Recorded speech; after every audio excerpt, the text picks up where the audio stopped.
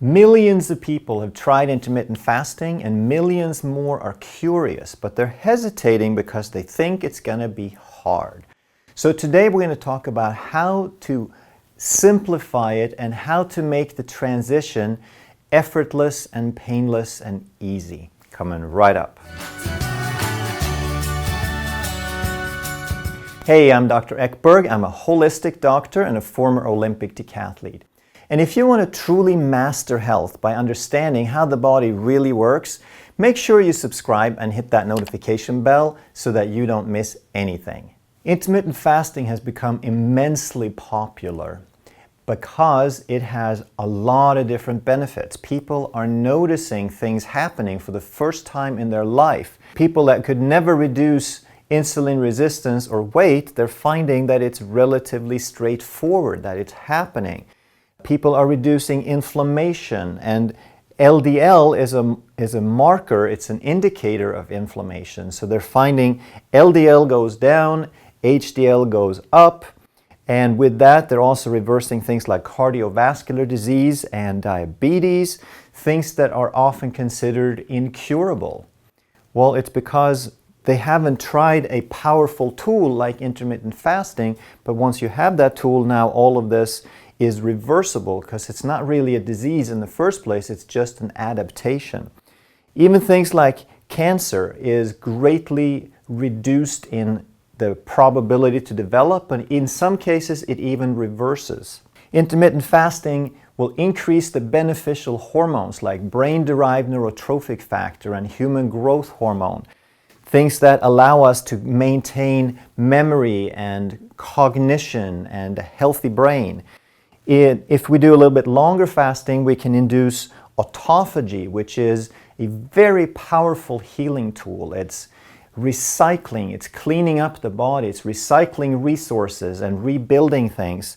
And autophagy is a very powerful anti-aging tool. So the benefits and the reasons to do intermittent fasting are endless and very, very powerful. So if you're thinking about trying intermittent fasting, let's just clarify the first piece. You are already doing it, all right? Intermittent fasting is simply the period of time between meals, right? So if you eat every 2 hours, you're fasting for 2 hours. If you're eating every 4 hours, you're fasting for 4 hours. Most people have their longest fast overnight.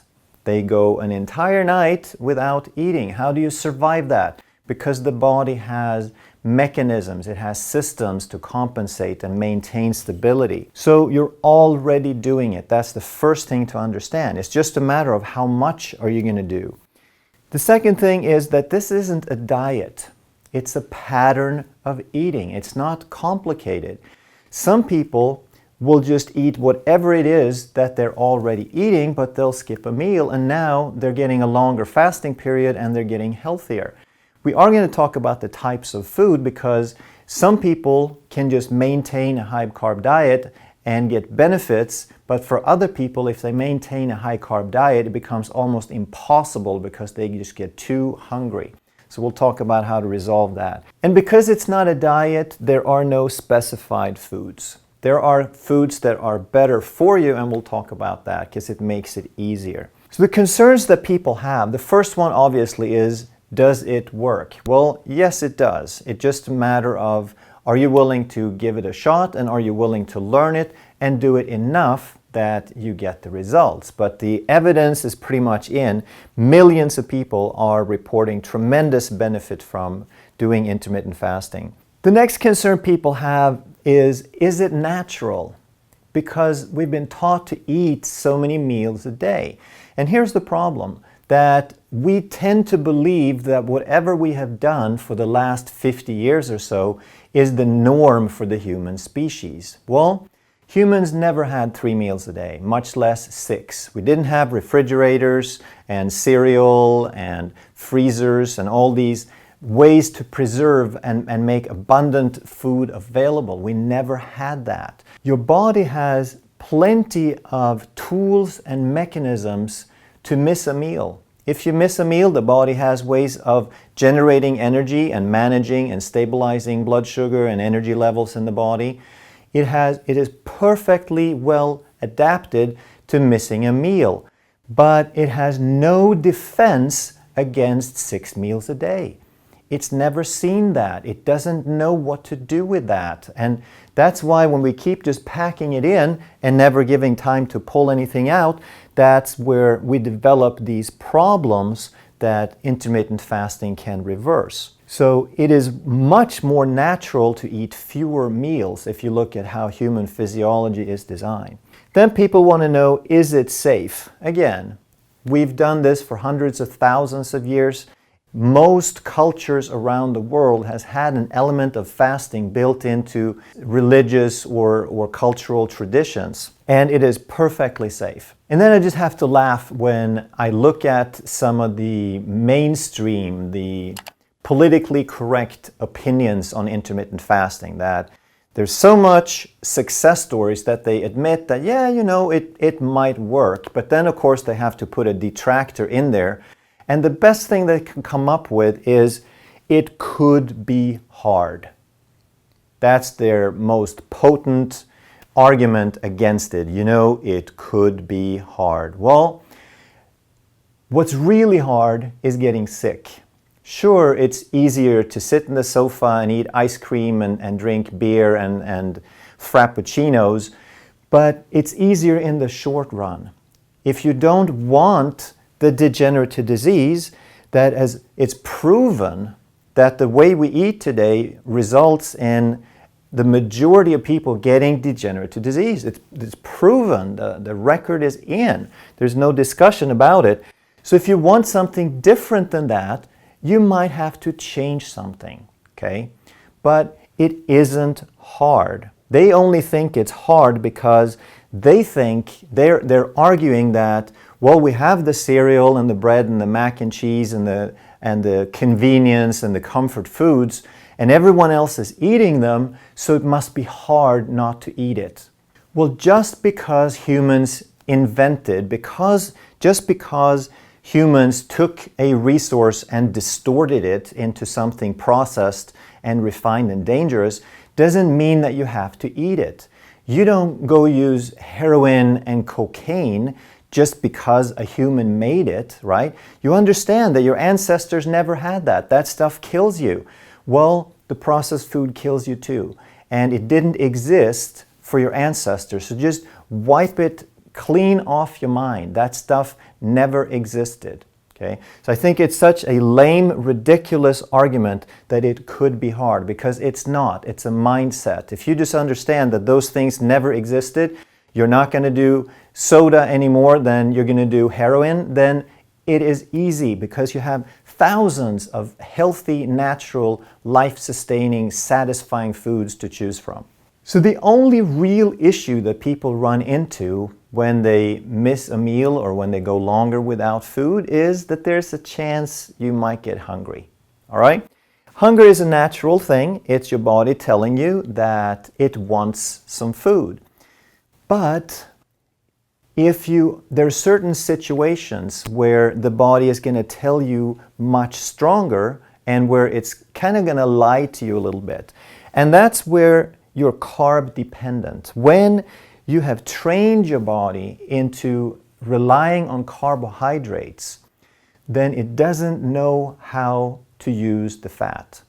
So if you eat 6 meals a day with high carbohydrate, every time you eat, you get an insulin spike. That insulin is going to put the sugar out of the bloodstream into the cell. The cell can use some, but it's going to store the rest. And in the presence of insulin, the insulin is going to prevent you from retrieving that fat and using it for fuel. So when insulin is high because you eat 6 times a day and you eat high carb, then you get hungry because you can't retrieve the fuel that you stored. So once you are carb dependent, then everything is short term. You eat something, your blood sugar goes up, and then the insulin takes it out of the bloodstream, you can't retrieve it, now you get hypoglycemia. And this is the situation that we had for the last 50 years, the last several decades. So then if you're hypoglycemic, people reason, well, the solution obviously would be to eat some sugar, right? Sure, that solves the problem for the next hour, but it perpetuates the real problem, which is insulin resistance and being carb dependent. Not even 6 meals a day is enough for most people, because once you count how often somebody eats anything at all, and you count that little snack, that little bonbon that sits in the bowl at the office, and that little bite of a donut or a cookie or a snack bar, and that little sip from the cappuccino or the frappuccino. Most people, they did a research, and they eat over 20 times per day. 20 times a day, they eat something that's going to trigger blood sugar and insulin. So the opposite of being carb dependent is to be fat adapted. And what that means is that if you don't put in sugar and carbs and fuel so often, the body has to learn to do something in between. And the longer you go in between, the better the body has to get at finding fuel elsewhere than what you're putting in your mouth. And you're walking around, all of us walk around with at least 100,000 calories on our bodies. I have about 100,000. Overweight people might have 3, 4, 5, 600,000. But you can't get to it until you are fat adapted. And that means you have to reduce your dependence on carbs, and you have to go longer between meals. So the key, the reason that intermittent fasting and keto works, is that once you are fat adapted and you go longer between meals, it allows you to have a calorie deficit without getting hungry. If you're carb dependent, you're going to get hungry. If you're fat adapted and you go longer between meals, the body says, oh, I got to look elsewhere, and right here is a fortune of energy. So you eat 1,000 calories, you take 1,000 calories from your belly fat, you got your fuel for the day. And the body doesn't care where it comes from when you are fat adapted. So this is the whole key to understand. And some people can just eat whatever high carb diet, and their bodies are not so stubborn that when they go to 1 meal a day or they just eat fewer meals, their body's not protesting loudly. But for most people, if you want to make it easy, and that's what we're talking about in this video, is you want to be fat adapted first. So here are the 10 easy steps that's going to make it effortless. It's going to make it smooth. It's going to make it a cinch for you to get success with intermittent fasting. Number 1, realize that you're already doing it. Okay? It's just a matter of how long. You're not going to try intermittent fasting. You're already doing it. So if you're eating your last meal at 9 and you eat breakfast at 7, you're fasting for 10 hours. How did you survive the night? Because your body knows what to do. You've trained it to manage those 10 hours. Now you just need to train it to manage longer periods during waking. It is not hard. We just have to start doing it. The body will adapt, and it's not a problem. The second step you want to do is you want to eliminate snacks. So rather than topping off insulin 20 times a day, the whole idea is to reduce insulin. Anytime you go without food, your insulin starts going down. The longer you go without food, the more time you give insulin a chance to retreat. So the first step is to skip all the snacks, so you're only having 3 meals a day. Then you want to start reducing carbohydrates. If you're eating 300 grams of carbs a day, then you want to gradually work your way down to maybe 100. And as you do this, you're going to notice that you get less and less hungry, but it's going to take a while for your body to change its machinery around to know how to use fat instead. You work your way down, and when you notice that you're not getting as hungry, when you're not so hungry in the morning, when you don't get ravenously hungry before lunch, you don't get lightheaded, your body is starting to adapt. Some people might have to get to 100 or 50 or 30, but just work your way down until you're less hungry, until you're more stable. Then you also add some fat. That's number 4. When you cut back the carbs, you have to put something in instead. And the only thing that doesn't really trigger insulin at all, it's that microscopic, it's an insignificant amount of insulin, is fat. So you eat the good fats, you eat grass-fed hamburger, 15-20% fat. You eat things that naturally have good fat in them, lamb chops. You eat avocado and nuts, and then you supplement, you add on. So if you have some vegetables, then you can pour some fat on the vegetables, such as melted butter or olive oil or coconut oil, etc. Number 5, now that you're noticing more stability, you decrease, you reduce your feeding window further. So now instead of having dinner at 9 p.m., you have it at 5 p.m. and you just don't snack anything afterwards. And now, not doing anything else, you have shifted your 10-14 to 14-10, meaning you fast for 14 hours. You fast for more than half of the day. You eat during a 10-hour window, and then you can start shrinking that even further. So if you have breakfast a little bit later, now you're shrinking the window even more. Now, number 6, once you're noticing, once you're getting to this point, most people are gonna just intuitively, they're gonna sense, I don't really want breakfast anymore. That's the most common thing I hear in my office is, do I have to eat breakfast? No, of course not. Some people prefer to skip dinner. Most people like to skip breakfast. There's no rule here, just pick one. So let's say that you have lunch, you skip breakfast, you have lunch at noon, and you have dinner at 6. Now you have an 18-hour fasting window. So you've done minor changes, but instead of having most of your day eating, like in the beginning you had 14 hours of eating and 10 hours of fasting, now you have 18 hours of fasting. You're fasting 3 times more than you're eating, right? The period of fasting is 3 times longer. This is a tremendously powerful tool to reduce insulin.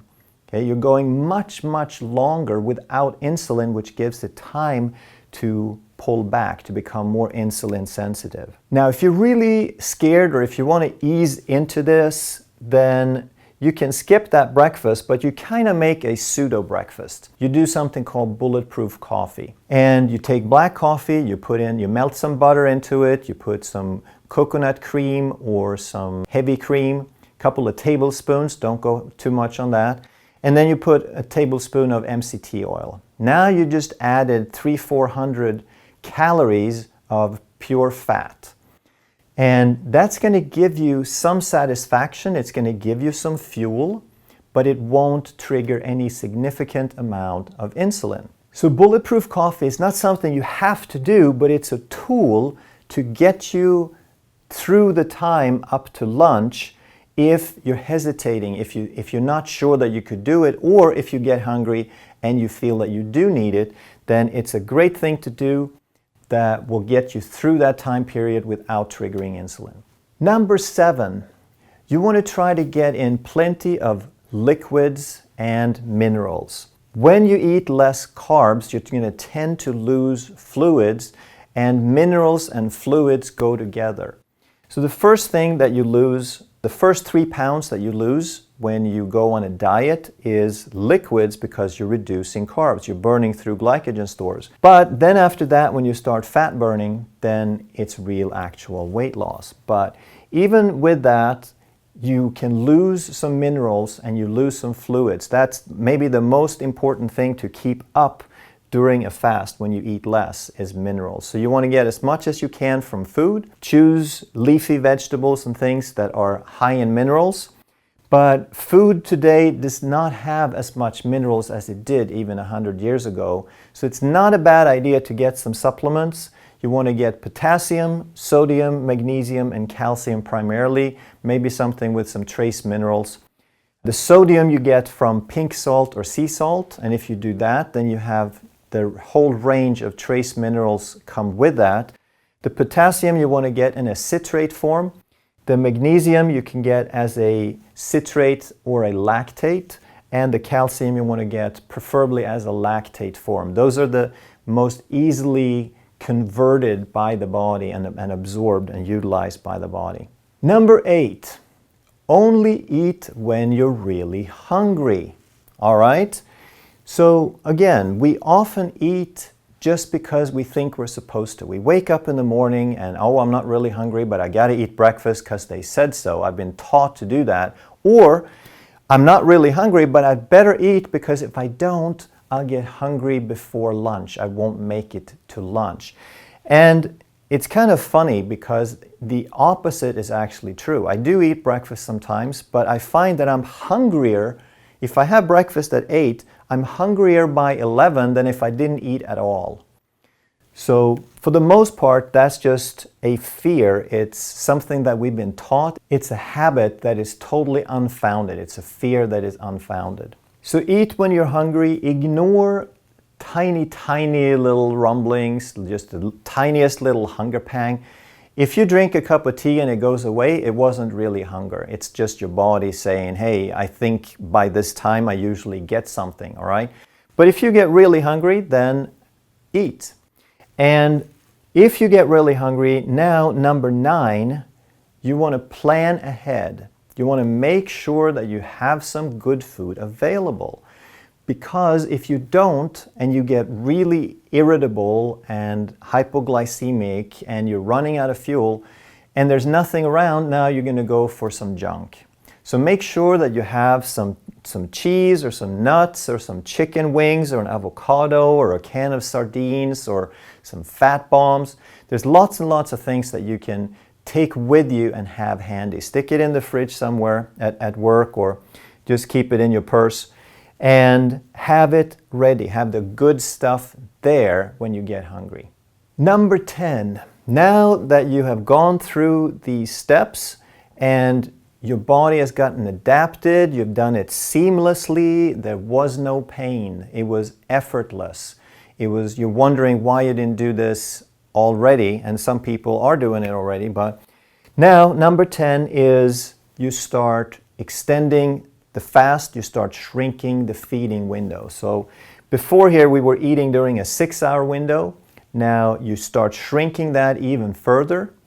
If you just pay attention when you're hungry, you'll find that you're not really hungry. You shrink the window down until you're only eating 1 time a day. So now you're doing something like a 23-1. You're having a big meal, you're eating once a day, and you're fasting the other 23. And for some people, they can sustain that for quite some time. If you have some weight to lose, then you can go on, you can do this for years. If you're already at your goal weight, but you want some of the other benefits, now you might want to alternate between 1 meal a day and an 18-6 pattern. That's pretty much what I'm doing. Not because I have any particular goals concerning weight, but it's just an easy way to eat. It saves a tremendous amount of time not to have to eat all the time, not to have to bring food all the time. I get a cup of coffee, I go to work, I come home at 3 o'clock maybe, and I'll have a meal. And OMAD is going to handle a lot of health issues, a lot of weight issues, a lot of insulin resistance issues. But for some people who are extremely insulin resistant, or you might have a stubborn form of diabetes, type 2, or you might have something even more severe like cancer or autoimmunity. Now you want to go even further. You want to start fasting even longer periods of time, because if you go longer, now you kick in something called autophagy, which is a very powerful healing mechanism in the body. Some people do it because they're looking for anti-aging benefits. Some people do it to reverse disease. But now you extend your fast to 36 hours, 42 hours, 48, 3 days, 4 days, a week, a month. It depends on your goals. It depends on your situation. But don't rush into it. Get your body adapted, work your way up to 1 meal a day, and then you play around with it. Don't go straight into a week or something like that, because chances are you're going to feel absolutely lousy and your body won't be happy with you. And then I want to mention some exceptions. Millions of people will benefit from doing some intermittent fasting. The exceptions are people who are pregnant, women who are pregnant and breastfeeding, people who are already too thin, or children, young people who are still growing. So realize that most of the benefits that you get from this, people are insulin resistant and overweight and diabetic and so forth, intermittent fasting allows them a calorie deficit. It allows them to stay at a calorie deficit without being hungry. But if you're pregnant or growing or too thin, you're not looking for a calorie deficit. You're looking for a calorie surplus, or at least a calorie sufficiency. You're growing something, you're growing tissue, or trying to replenish tissue. So you're in a different situation. You can still get a lot of the benefits of intermittent fasting, because the biggest problem with intermittent fasting is that you're eating all the time. If you just stop eating all the time and do something like a 16-8, you can get most of these benefits and still give yourself plenty of time to eat all the nutrients and all the calories that your body wants. Within an 8-hour window, you could eat 3 times. But the 16-hour fasting is vastly better than having a 10-hour fasting windows. So 16 hours allows you to get most of these benefits. You reduce insulin resistance, you get a tiny little bit of autophagy starting, and you're going to be much, much better off for it. Because a lot of breastfeeding women are still insulin resistant. A lot of growing kids who are getting a little chubby, they are insulin resistant. So even though they're growing, they want the nutrients, but they don't want all that insulin. And the only other special case is a type 1 diabetic.